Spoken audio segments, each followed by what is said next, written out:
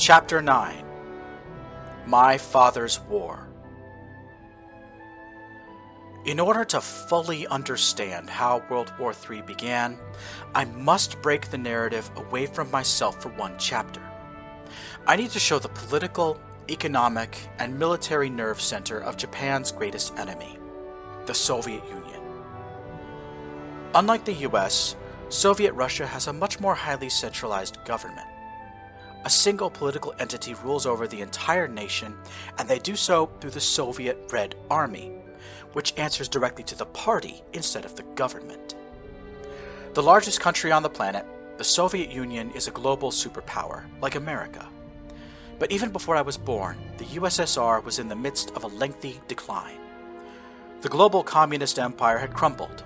The Soviets had lost all of their allies, some of whom had even fallen in line with America. In the midst of all this, the Communist Party was having an internal crisis. Mikhail Gorbachev, a former leader of the party, instituted several policies in the late 1980s that greatly weakened Soviet Russia as a whole. In 1991, he was overthrown in a military coup d'etat. 2 years later, in 1993, there was a second coup, and this time it was far worse. For 10 straight days, there was horrific fighting in the streets of Moscow, the Soviet capital. Red Army soldiers stormed the presidential palace, and in the ensuing battle, the building caught fire. Battle tanks rolled along the street and fired on government buildings. Someone tried to get the Russian Air Force to bomb the city. After nearly 2 weeks of fighting, hundreds were dead.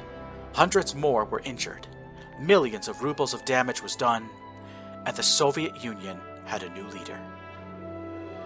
Irisha Hidekiovna Kimoto was a half-Japanese, half-Russian woman born in the Soviet Far East. Her father, a native-born Japanese man, abandoned his home country and defected to Russia at the height of the Cold War.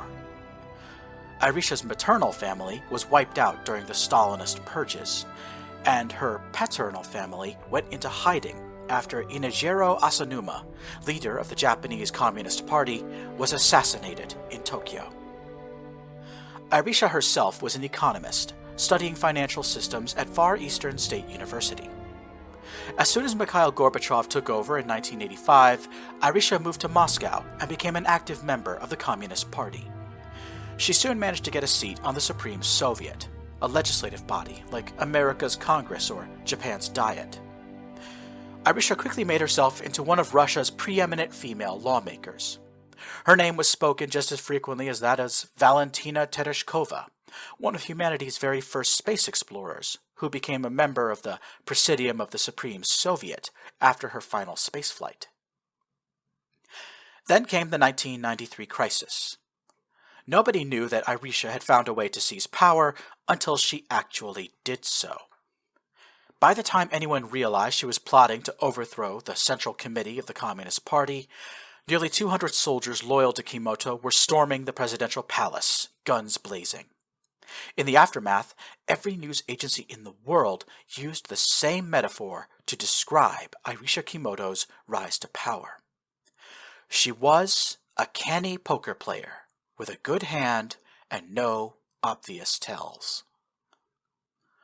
What happened to Irisha's predecessor as president of the USSR? We think his ashes are at the bottom of the Volga River. By the end of 1993, Irisha was the undisputed ruler of the Soviet Union. She set about rebuilding the nation's shattered economy whilst simultaneously pursuing a much more aggressive foreign policy. The rebuilt Red Army once again began taking actions far from home, competing with the United States on the global battlefield. Thanks to Soviet intervention, the 1997 invasion of Hong Kong turned in China's favor, humiliating Britain.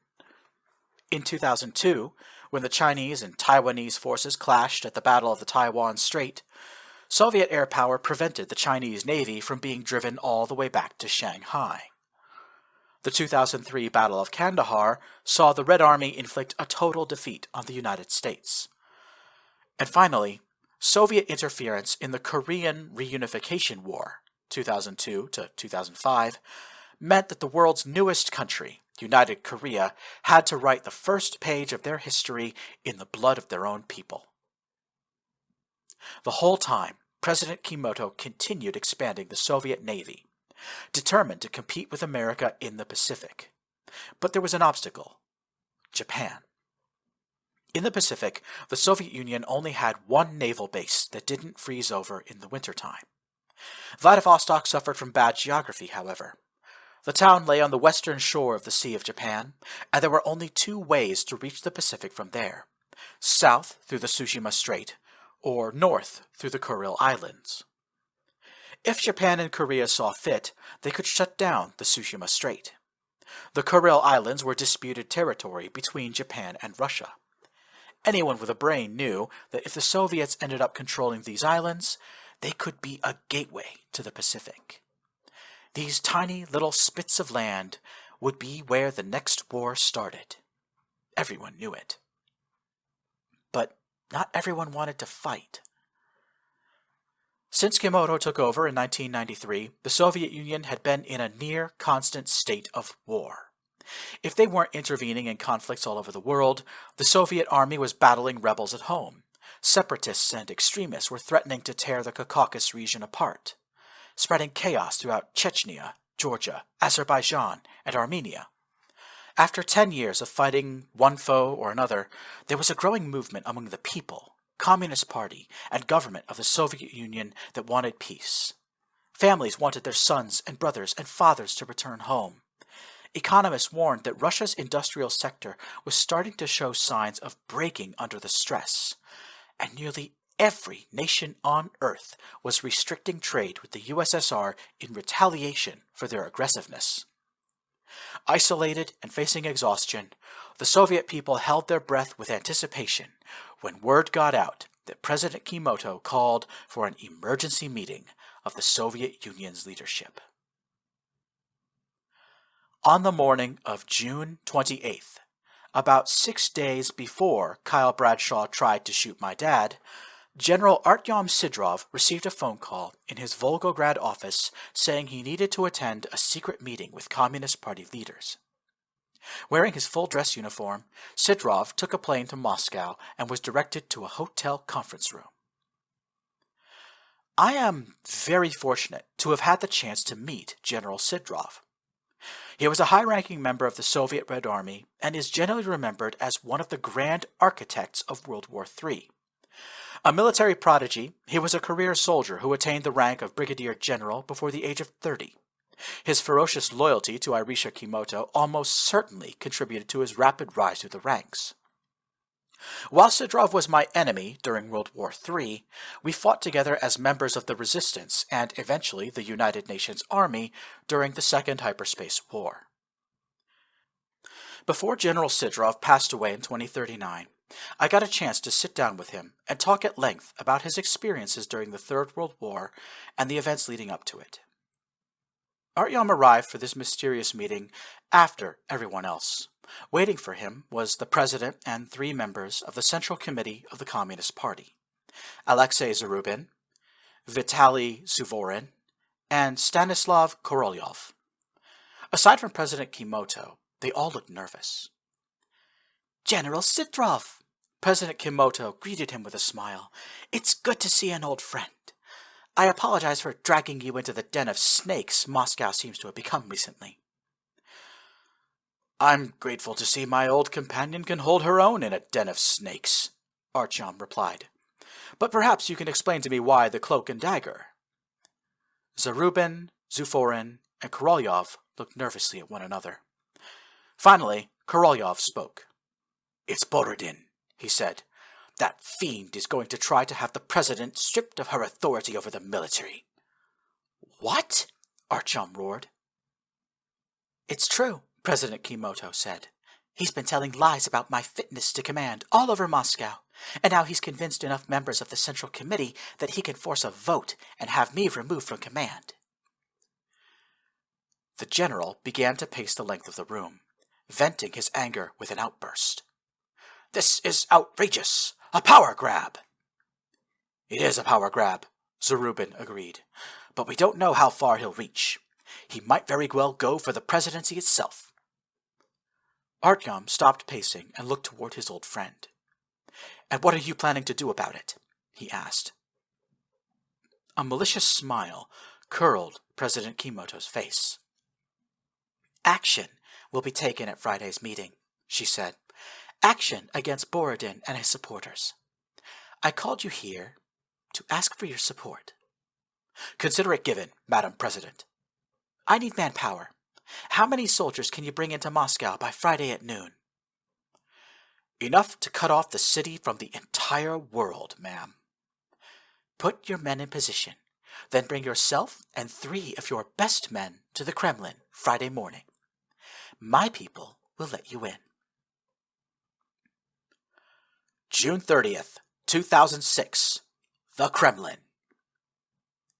It was a mark of just how small the world can be sometimes, that I personally knew all 4 of the men standing in a second-floor office of the Kremlin State Palace at high noon on the last day of June.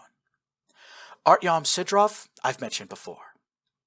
The first man with him was Lieutenant Rafal Kowalski, a Polish man who participated in the Soviet invasion of Japan. He and I were enemies during World War III, but allies during the Second Hyperspace War. He lost his life at the Battle of Kana in 2035. The second man was Sergeant Ivan Kuznetsov. History remembers him as the father of Sofia Kuznetsova, who is one of my fellow Stormbreakers and a dear friend of mine. He was also a loyal member of the Reapers. He was my enemy during World War II, briefly my ally during the Battle of Earth, and my enemy again during the final year of the Second Hyperspace War. Kuznetsov was killed by his own daughter during the Battle of Nagasaki in 2036. The third and final man Sidorov brought with him was Konstantin Volokov. Yes, that Volokov. Also known as Volk, Konstantin Volokov was the founder and leader of the Reapers during the Second Hyperspace War.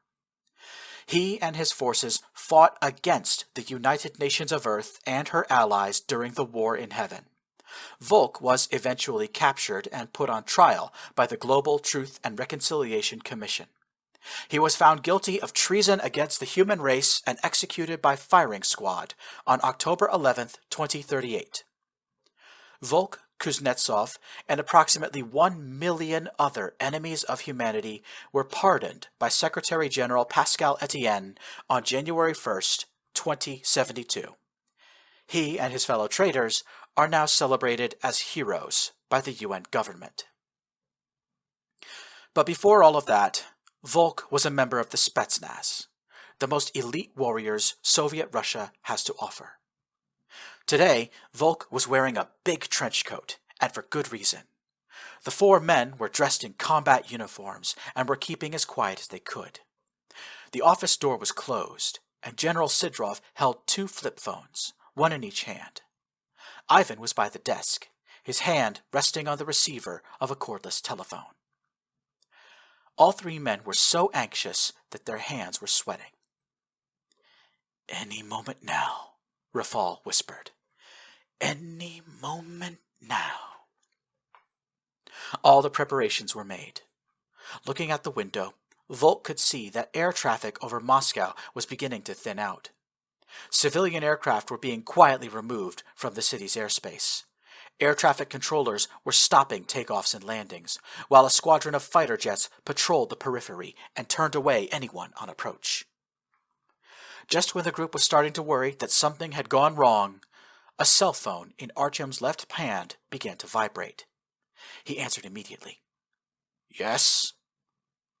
On the other end, the voice of President Kimoto said, "Bring refreshments." This was the agreed-upon go signal. Volk unbuttoned his trench coat and opened it wide. "Pick your poison, gentlemen." Concealed in the folds of his coat were 4 pistols and 4 submachine guns. The soldiers took one of each. Artyom picked up his second phone and dialed a number. "Colonel Zaitsev," said a voice on the other end.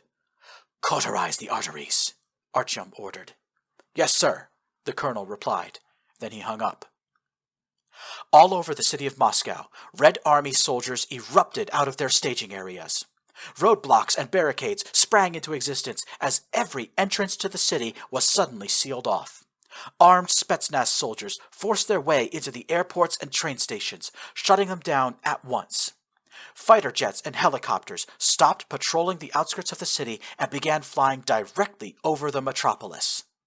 Boats on the waterways were forced ashore by warning shots from men on the docks. Meanwhile, the offices of Pavel Borodin and 4 other members of the Central Committee were being stormed by Red Army soldiers. Muscovites, unsure of what was going on, were thrown into a panic as the sounds of gunfire rang out from the city center. Some people tried to flee when a pillar of black smoke started rising from one particular building in the Kremlin. They didn't get far before discovering that soldiers were not only stopping people from entering Moscow, they were also stopping people from leaving. By the time all this happened, the 4 soldiers in the Kremlin had already started moving. Ivan Kuznetsov picked up a phone and dialed a number. When he spoke, his voice could be heard sounding over the building's intercom system. "Will Beria report to Zhukov? Beria to Zhukov." This was a coded message, aimed towards all of the armed guards in and around the building.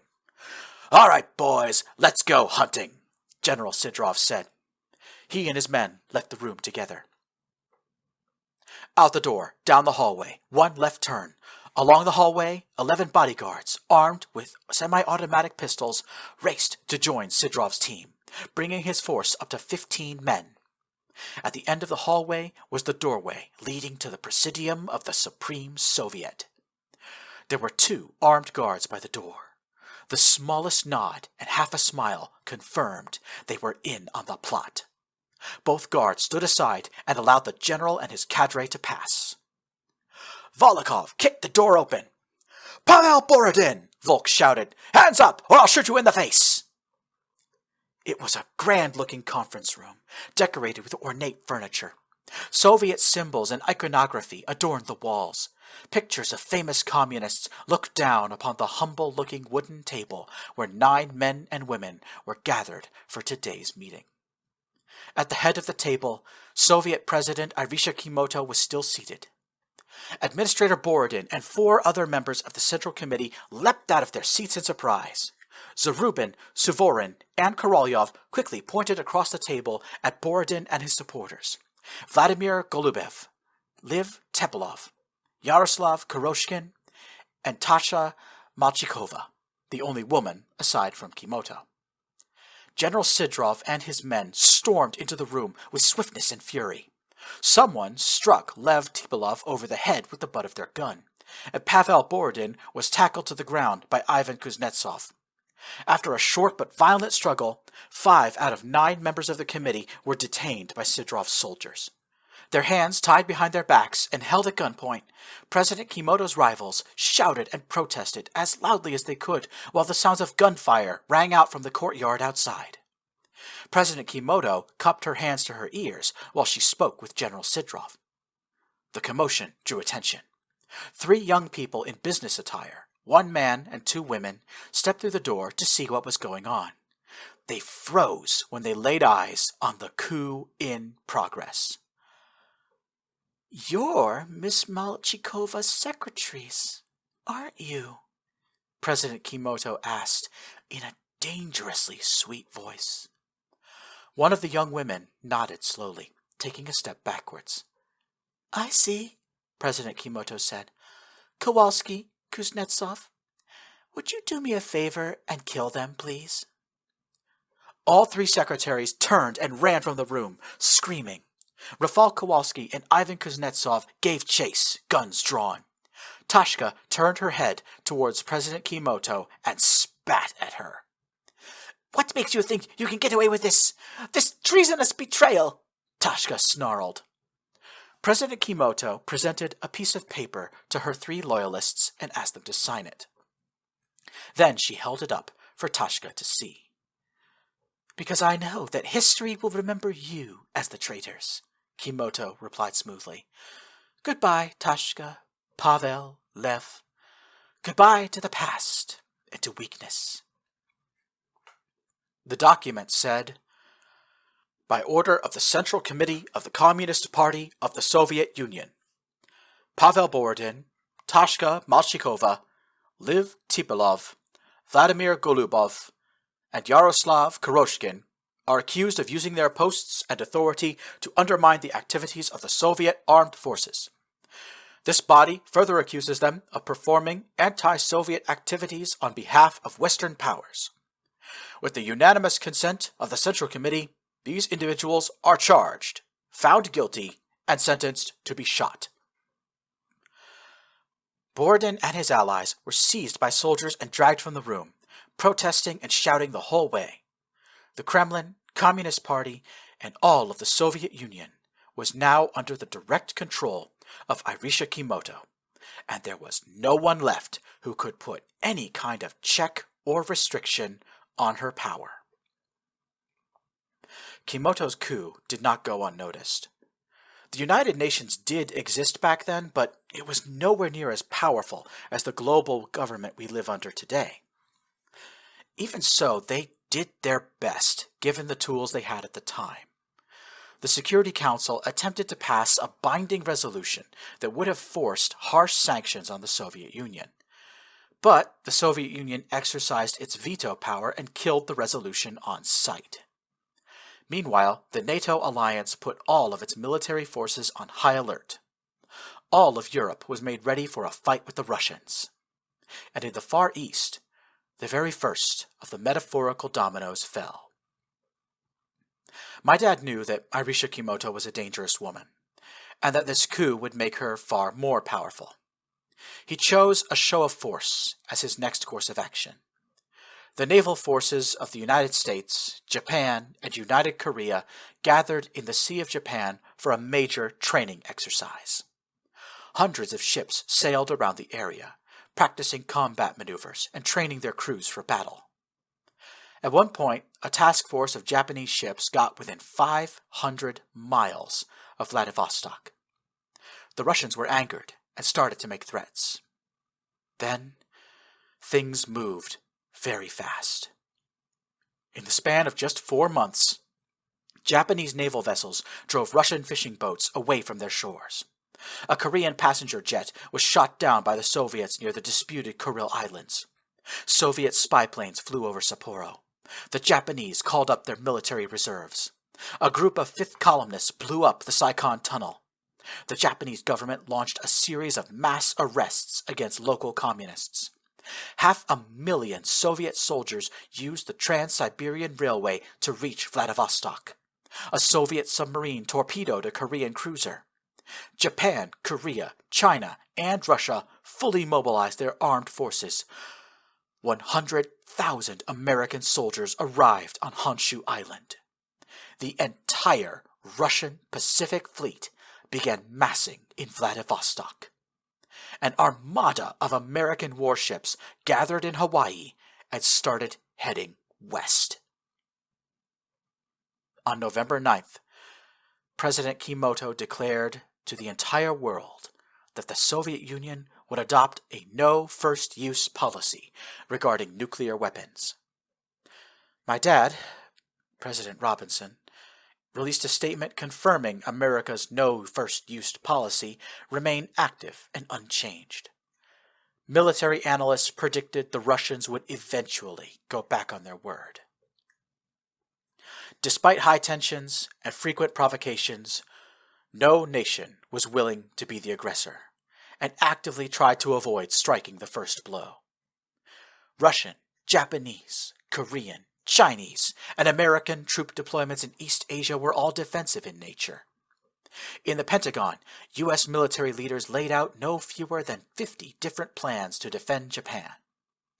In the Kremlin, Kimoto was warned by Sidrov that the U.S. was planning to use Japan as a launch pad for an assault on Vladivostok. For about a month, a tense silence hung over the entire world.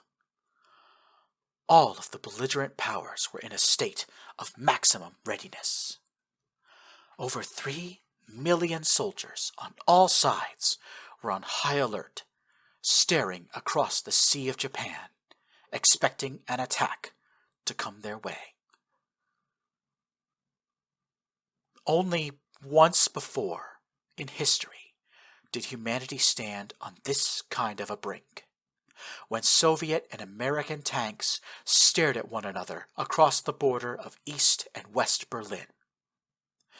That time, however, cooler heads prevailed. Even though 70 years have passed since the beginning of World War III, and in spite of the vast changes and trauma our species has been put through, against all possible odds, some official records of the Robinson and Kimoto administrations have survived to the modern day. My wife, daughter, grandchild, and I have read through every paper, every note, every memo. After analyzing the evidence, we are convinced, beyond all shadow of a doubt, that neither the United States nor the Soviet Union ever intended to attack one another.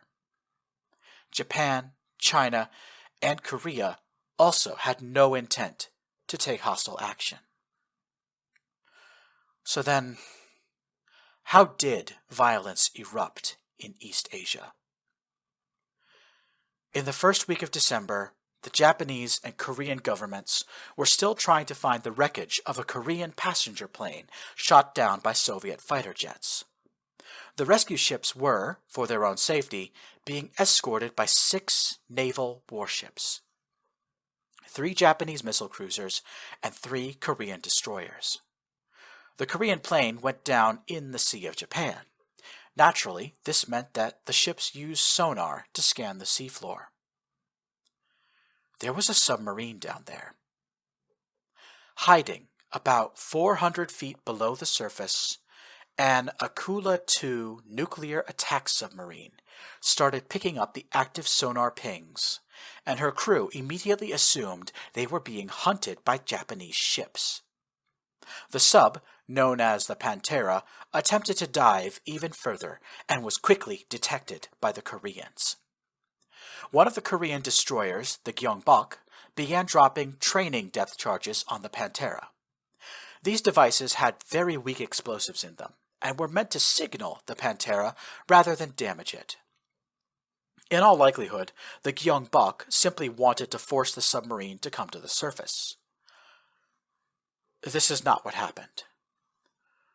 The crew of the Pantera panicked when they realized they were being depth charged.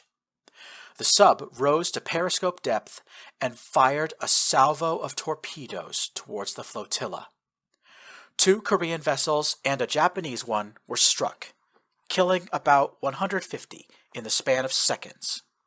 The Japanese cruiser Kongo responded by firing an anti-submarine rocket. The ASROC flew over the place where Pantera was hidden and dropped a torpedo directly into the water above the Pantera. The Soviet sub attempted to evade, but was ultimately struck. The Pantera was lost with all hands. About 100 miles away, the Soviet missile cruiser Varyag listened to the entire encounter using her sensor array. Once the destruction of the Pantera became clear, Varyag launched a salvo of 45 anti-ship missiles towards the Japanese-Korean flotilla. December 7th, 2006. The Kremlin.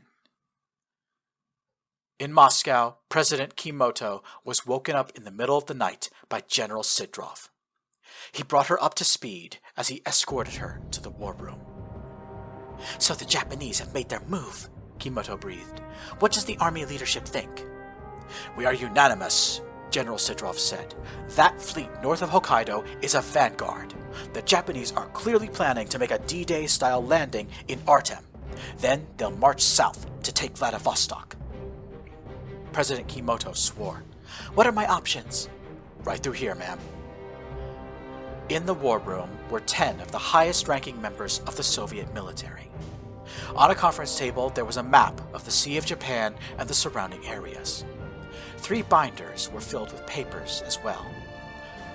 The president picked up one binder and opened the first page, while the general and admirals explained. There were 3 plans in place to respond to a Japanese invasion of Vladivostok. War Plan Number 1.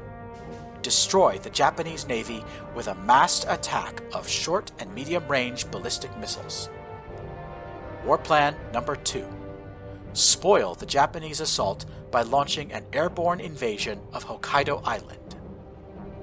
War Plan Number 3. Use medium and long-range ballistic missiles to destroy Japanese transportation infrastructure.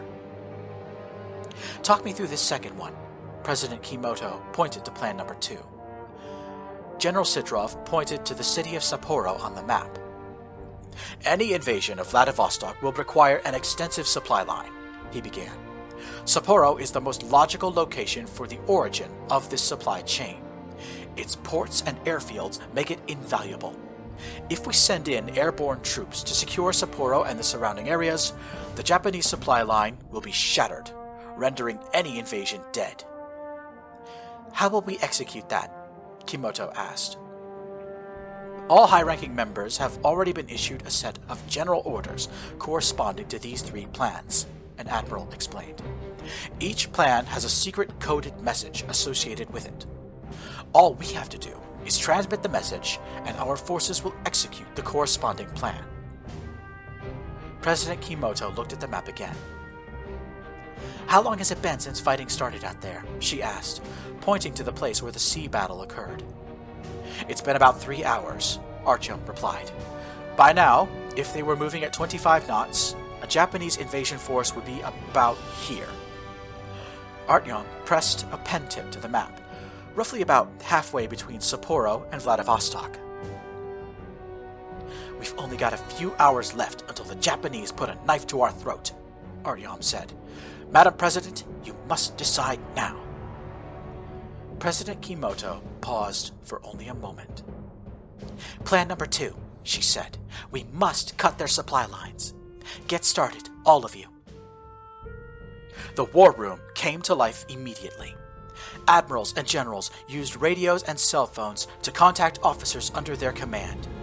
Each man said the same thing, a series of words that were the coded go signal for the airborne invasion of Hokkaido Island.